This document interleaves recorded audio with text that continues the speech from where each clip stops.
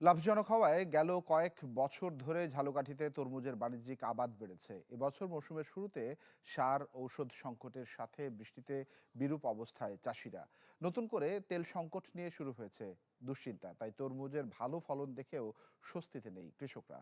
রতন আচার্যর পাঠানো তথ্য এবং ছবিতে দেখুন ডেস্ক রিপোর্ট।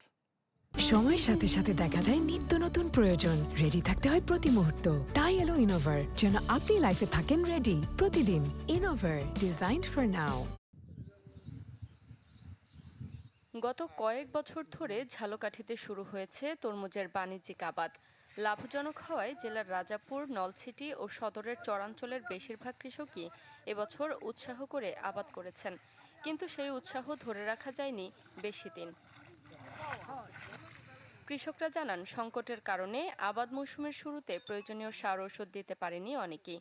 তার উপর ঝড় বৃষ্টিতেও ক্ষতি হয় গাছের, এজন্য ফলন আসতে অনেকটা সময় লেগেছে। তেল সংকটে নতুন করে ভোগান্তি শুরু হয়েছে সেচ নিয়েও।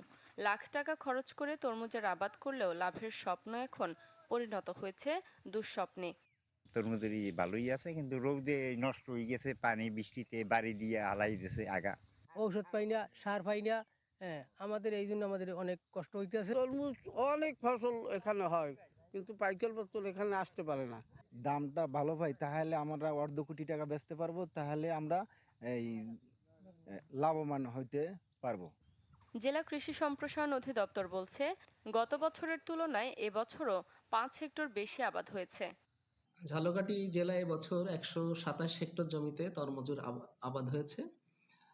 এটা গত বছরের তুলনায় প্রায় 5 হেক্টর বেশি। আমরা আশা করছি 2540 টন আমরা তরমুজ পাবো, যেটির আসলে বাজার মূল্য গড়ে আমরা ধরতে পারি 25 থেকে 30 কোটি টাকা। চলতি মৌসুমে ঝালকাঠি জেলায় 127 হেক্টর জমিতে তরমুজের আবাদ হয়েছে, যা থেকে মিলতে পারে 2000 মেট্রিক টন ফলন। এবার জেলায় হতে পারে 25 থেকে 30 কোটি টাকার বাণিজ্য। Desk report, channel 24।